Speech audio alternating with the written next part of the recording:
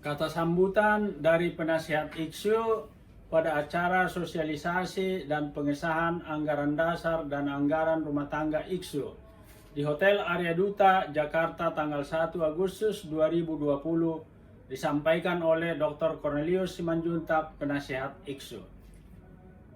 Selamat pagi, Salam, Horas, Menjua-jua, Jua-jua, Yahoo.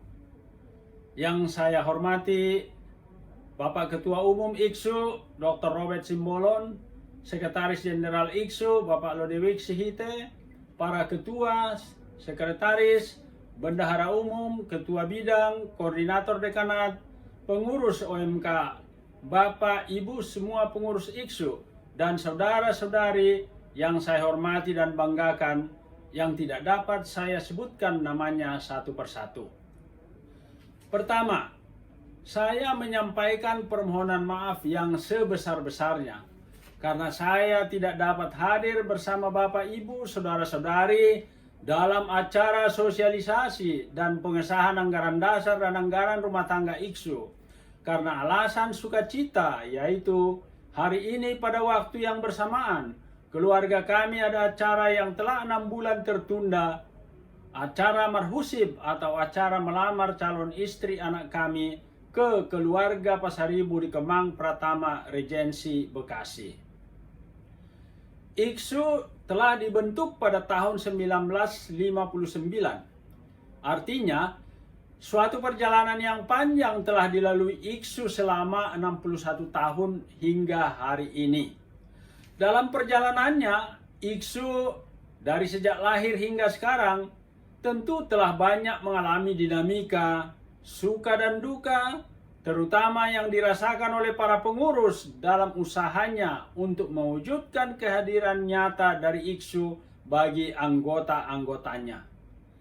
Dari pengalaman saya, baik sebagai anggota IKSU maupun yang pernah ikut serta sebagai pengurus, saya ingin mengatakan bahwa menjadi pengurus IKSU, apalagi sebagai ketua umum, tidaklah mudah karena mempunyai beban serta tanggung jawab moral yang tidak ringan. Bahkan juga harus mengorbankan tidak saja tenaga dan waktu, tetapi juga materi berupa uang yang untuk berbagai keperluan dalam membuat organisasi IKSU berjalan. Setiap periode kepengurusan, Ketua Umum IKSU dan para pengurus pastilah telah berbuat semaksimal yang dapat mereka lakukan. Dan sebagai hasilnya, IKSU tetap ada dan hidup hingga saat ini. Tentu kita tidak dapat semata-mata mengukur kinerja pengurus IKSU dari masa ke masa dengan ukuran masa kini. Karena situasi dan kondisi tentu berbeda dan perubahan sekarang sangat cepat terjadi. Oleh karena itulah, pada saat pertemuan di Katedral di Jakarta, sewaktu tim formatur pembentukan pengurus IKSU mengadakan rapat, ada juga beberapa orang mengusulkan supaya saya menjadi ketua umum IKSU. Dan saya mengatakan itu tidak tepat dan saya tidak bersedia. Tetapi saya katakan haruslah yang lebih muda, yang lebih energetik. Jangan lagi dari yang usianya sudah senior. Sebagaimana selama perjalanan IKSU, ketua umum ditunjuk atau disepakati dari yang telah berusia senior, bahkan yang sudah tergolong lansia senior. Kemudian, dari kita, kelompok The New Spirit IKSU, mengusulkan supaya Bapak Robert Simbolon menjadi ketua umum. Saya meminta komitmen dari Bapak Lodewijk untuk menjadi sekretaris jenderal. Karena Bapak Robert Simbolon tentu sangat sibuk dalam tugas-tugasnya sebagai pejabat publik di Kementerian Dalam Negeri. Puji Tuhan, Bapak Lodewijk memberikan komitmen akan bersedia membantu ketua umum yang baru jika Bapak Robert Simbolon terpilih menjadi ketua umum IKSU. Karena posisi sekretaris jenderal memegang peran yang demikian penting untuk jalannya organisasi IKSU.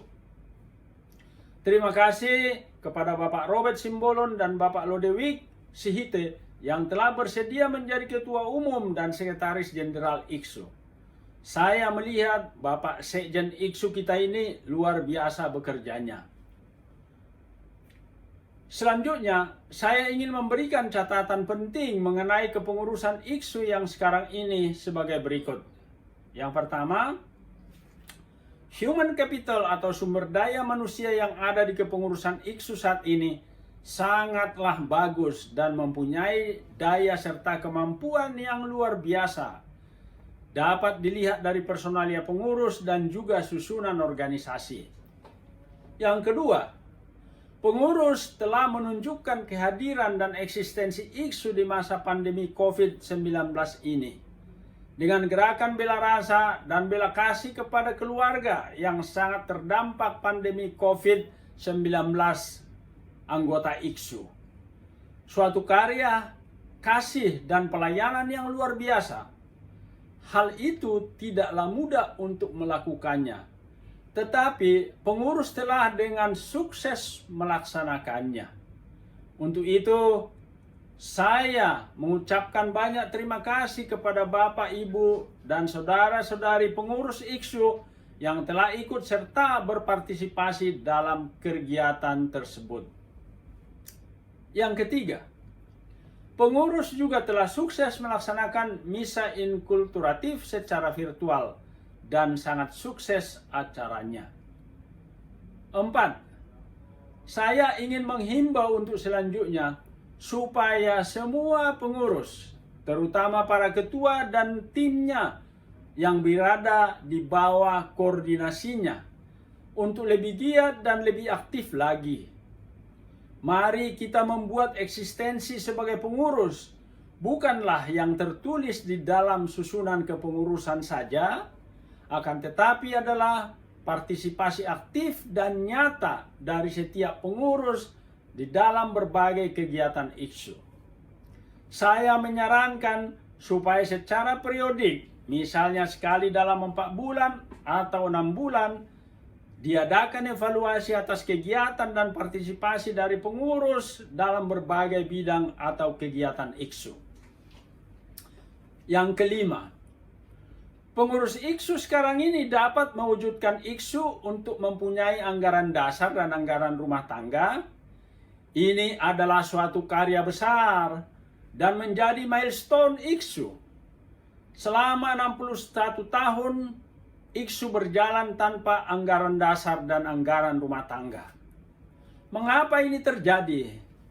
Karena pola pikir dan mindset dari pengurus di masa lalu dan juga orang tua kita di IKSU.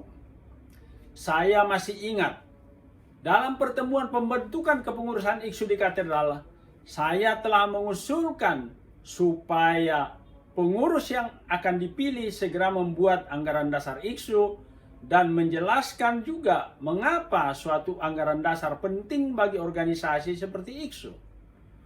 Tetapi respon dari peserta rapat, khususnya yang usianya lebih senior dari saya, langsung mengatakan tidak perlu IKSU mempunyai anggaran dasar. Toh selama ini IKSU dapat berjalan tanpa suatu anggaran dasar. Dan dari dulu juga IKSU tidak mempunyai anggaran dasar dan tidak ada masalah. Demikianlah pandangan dari orang tua kita yang sudah senior usianya. Oleh karena itu, sesungguhnya saya sangat berbahagia dan senang sekali